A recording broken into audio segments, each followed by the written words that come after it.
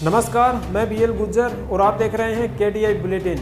आज है 17 फरवरी 2025 वार सोमवार और आज हम बात करने वाले हैं देश की तमाम बड़ी खबरों पर। यानी कि सबसे पहले हम बताएंगे मौसम खबरें, देश में कैसा हाल है मौसम का सभी अपडेट देंगे। उसके बाद हम बताएंगे सोने चांदी का अपडेट, यानी कि सोने की कीमत क्या रही, चांदी की कीमत क्या रही, सभी अपडेट देने वाले हैं। उसके बाद हम बताएंगे पेट्रोल डीजल की कीमत, यानी कि पेट्रोल डीजल की कीमत क्या रही आज, सभी अपडेट देंगे। उसके बाद बताएंगे मंडी का भाव, यानी कि सब्जी मंडी का भाव अलग बताएंगे और अनाज मंडी का भाव आपको अलग बताएंगे। दोनों ही मंडियों के भाव आपको इस वीडियो में मिलने वाले हैं। फिर बताएंगे सरकारी नौकरियों के बारे में अपडेट देंगे, सरकारी योजनाओं के बारे में भी अपडेट देंगे और जो भी तमाम छोटी बड़ी खबरें हैं वो भी आपको इस वीडियो में मिलने वाली है। और ये सभी अगर खबर पाना चाहते हैं तो केडीआई बुलेटिन के टेलीग्राम पर डाल दी गई है, वहाँ से आप ये खबर देख सकते हैं। तो चलिए फिर देर ना करते हुए वीडियो को शुरू करते हैं और आगे बढ़ते हैं। आज 17 फरवरी 2025 वार सोमवार है। सूर्योदय 7:03 पर होगा, सूर्यास्त 6:19 पर होगा। हिंदी तिथि फाल्गुन माह कृष्ण पक्ष की पंचमी है। चलिए आज के दिवस की ओर चलते हैं। 15 फरवरी को परफ्यूम डे दिवस मनाया जाता है और साथ ही राष्ट्रीय गोभी दिवस भी 15 फरवरी को ही मनाई जाती है।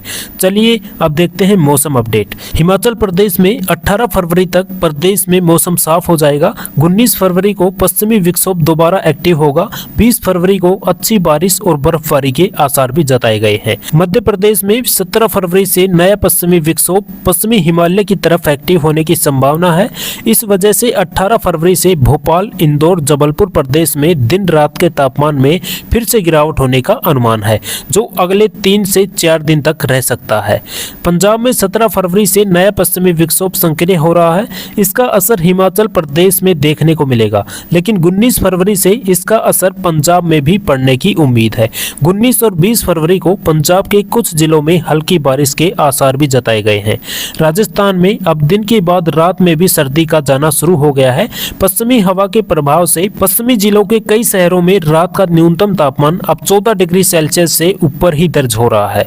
जयपुर मौसम विज्ञान केंद्र के अनुसार राजस्थान में 17 फरवरी तक इसी तरह मौसम रहने का अनुमान जताया गया है।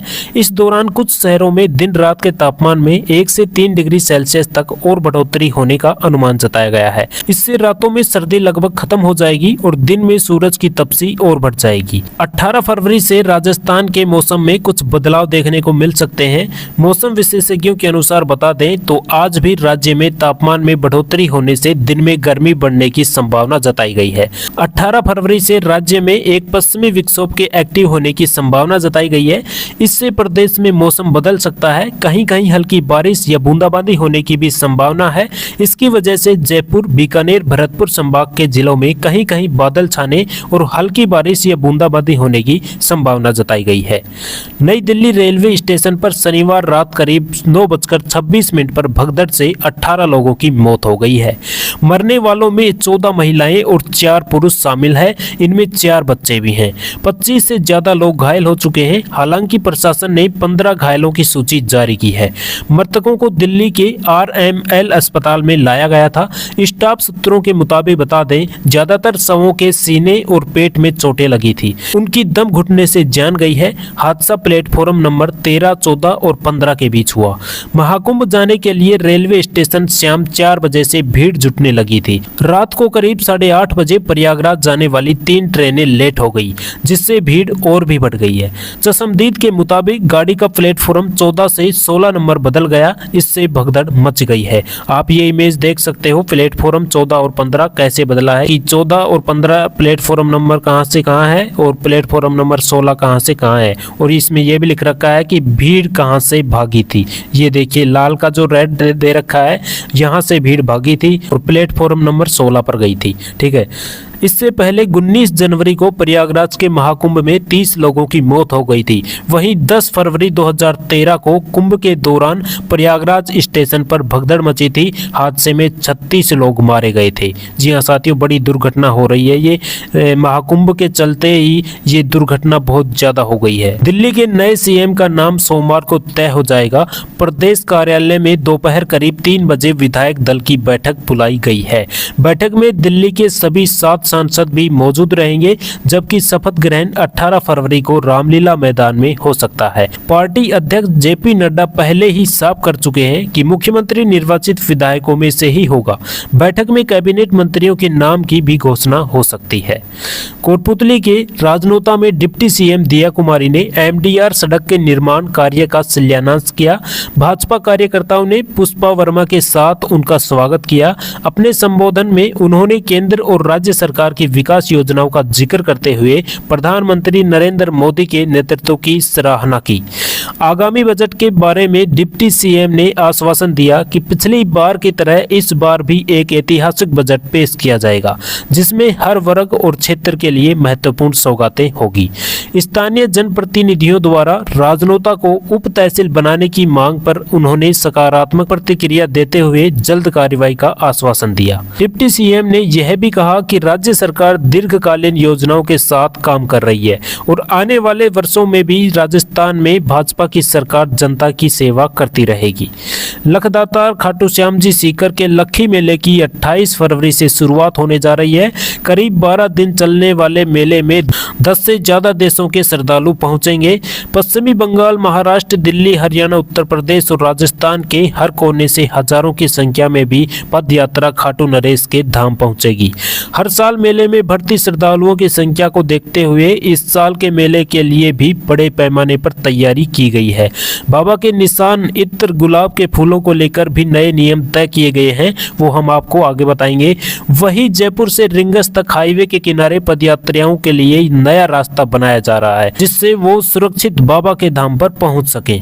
पदयात्रियों के लिए जयपुर से रिंगस तक अब अलग से पाथवे बन रहा है, जो 25 फरवरी तक पूरा हो जाएगा। ये पाथवे करीब 48 किलोमीटर का होगा।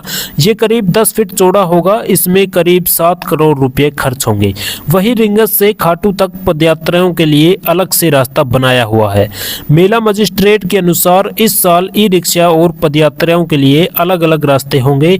प्रशासन करीब 7.40 करोड़ रुपए की लागत से एक नया स्थायी मार्ग तैयार कर रहा है। ये रास्ता 52 बीघा पार्किंग से श्याम तोरण द्वार तक बन रहा है। वहीं बिना लाइसेंस वाली ई रिक्शा पर भी प्रशासन सख्ती करेगा, जिससे कि जाम की स्थिति न हो। खाटू में 8 फीट से ज्यादा ऊंचाई वाले झंडे बेचने वालों पर कार्रवाई की जाएगी। मंदिर में कांच की बोतल पर बैन रहेगा, यानी कि मंदिर में कांच की बोतल नहीं ले जा सकते हैं, बंद रहेगा। कांटों वाले गुलाब के फूल, छोटी कांच की बोतल और इत्र की कांच की बोतल बेचने वालों पर कार्रवाई होगी। यानी कि कांटों के जो गुलाब होते हैं, कांटों के गुलाब, वो भी बंद है, छोटी कांच की बोतल भी बंद है और इत्र की जो कांच की बोतल है जिसमें खुशबू आती है वो भी बंद है। ये सभी अगर आप लेके जाओगे तो आपके ऊपर कार्रवाई की जाएगी। श्रद्धालुओं को सुगम दर्शन कराने के लिए QR कोड जारी किया जाएगा। श्रद्धालु यह QR कोड स्कैन कर मंदिर परिसर तक आसानी से पहुंच सकेंगे और दर्शन करेंगे। धारा 144 के तहत रिंगस रोड से ही डीजे बंद रहेगा। जी हाँ, यानी कि रिंगस रोड से ही आपको डीजे नहीं ले जाना है, आपको बंद रखना है, यानी कि वहीं पर बंद करना है और शांति से बाबा के दरबार में जाना है। और शराब पर भी पूरी तरह बंद रहेगा, यानी कि शराब भी आप नहीं पी के जा सकते हो, ना ही शराब लेके जा सकते हो। सीकर जिले में लोक परिवहन बस को CNG सिलेंडर से भरे ट्रक ने टक्कर मार दी। टक्कर होते ही ट्रक से तेजी से गैस लीक होने लगी। इससे बस में सवार यात्रियों में हड़कंप मच गया। स्थानीय लोगों और यात्रियों ने तुरंत प्रशासन को सूचना दी। गैस रिसाव के खतरे को देखते हुए प्रशासन ने हाईवे पर ट्रैफिक रोक दिया। इस दौरान करीब 5 किलोमीटर लंबा जाम लग गया। हादसा फतेहपुर कस्बे में शाम करीब 4 बजे का था। गैस से भरे कंटेनर की टक्कर के बाद यात्रियों में अफरा तफरी मच गई। गैस के फैलते ही यात्री घबराकर बस के बाहर निकलने लगे। जिसे जहां से मौका मिला उसने वहीं से बाहर निकलने की कोशिश की। कई लोग खिड़कियों से कूदे और कुछ दरवाजे से बाहर निकलकर घटनास्थल से दूर भागे। यात्री इतने घबरा गए कि अपने सामान, मोबाइल, बैग भी बस के अंदर ही छोड़कर भाग खड़े हुए। पुलिस ने बताया यह LPG सिलेंडर की तरह नहीं है, CNG गैस से भरा सिलेंडर है और वे एक दूसरे से कनेक्ट हैं। धीरे धीरे एक एक करके लीक हुए हैं। अगर एक साथ लीक हो जाते तो पूरा ब्लास्ट हो जाता। हादसे के बाद हाईवे पर करीब 5 किलोमीटर लंबा जाम लगा रहा, जिससे यात्रियों को भारी परेशानी का सामना करना पड़ा। हादसे के बाद हाईवे पर करीब 5 किलोमीटर लंबा जाम रहा, जिससे यात्रियों को भारी परेशानी का सामना करना पड़ा। कई लोग घंटों तक जाम में फंसे रहे। सोने चांदी का अपडेट देखें दिल्ली से तो 17 फरवरी को 24 कैरेट सोने की कीमत 86,243 रुपए प्रति 10 ग्राम हो गया है। वहीं अगर 22 कैरेट सोने की कीमत देखें तो 79,073 रुपये 10 ग्राम हो गया है। चांदी का अपडेट देखें तो 99,886 रुपये प्रति किलोग्राम हो गई है। दिल्ली से खबर पेट्रोल डीजल की कीमत देखें तो पेट्रोल की कीमत 94.77 रुपये प्रति लीटर हो गया है। वहीं अगर डीजल की कीमत देखें तो 87.67 रुपये प्रति लीटर हो गया है। मध्य प्रदेश कर्मचारी चयन बोर्ड MPESB ने आबकारी कांस्टेबल के पदों पर भर्ती के लिए आवेदन प्रक्रिया शुरू कर दी है। इस भर्ती के इच्छुक और पात्र उम्मीदवार आधिकारिक वेबसाइट esb.mp.gov.in के माध्यम से आवेदन कर सकते हैं। आवेदन की अंतिम तिथि 1 मार्च 2025 निर्धारित है। सुधार करने की अंतिम तिथि 6 मार्च 2025 है। गुवाहाटी उच्च न्यायालय ने ग्रेड 3 असम में आवेदन आमंत्रित किए हैं। इन पदों के लिए आवेदन प्रक्रिया जारी है। योग्य उम्मीदवार आधिकारिक वेबसाइट ghconline.gov.in पर जाकर आवेदन कर सकते हैं। आज से ऑनलाइन आवेदन 17 फरवरी 2025 से शुरू है और जमा करने की अंतिम तिथि 3 मार्च 2025 तक आप जमा करवा सकते हो।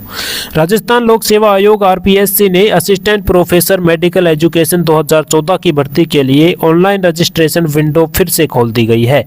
उम्मीदवार ऑफिशियल वेबसाइट rpsc.rajasthan.gov.in पर जाकर आवेदन कर सकते हैं। आवेदन की आखिरी तारीख 21 फरवरी 2025 तय की गई है। जयपुर सब्जी मंडी का भाव अगर हम आपको बता दें तो इनका भाव बदलता रहता है, 1-2 रुपये कम बत्ती होता रहता है। तो सादा हरी मिर्च का भाव है 30 रुपये किलो, लाल मिर्च का भाव है 44 रुपये किलो, टमाटर का भाव 11 रुपये किलो, मटर है वो 18 रुपये किलो, आलू है वो 12 रुपये किलो, पत्ता गोभी है वो 10 रुपये किलो है, नया लहसुन है वो 200 रुपये किलो है, गुवार फली है वो 75 रुपये किलो है, पालक है वो 10 रुपये किलो है, नया प्याज है वो 26 रुपये किलो है, पत्ता मेथी है वो 11 रुपये किलो, मूली है वो 11 रुपये किलो, गाजर है वो 16 रुपये किलो, धनिया है वो 13 रुपये किलो, देसी बैंगन है वो 12 रुपये किलो, अदरक है वो 35 रुपये किलो।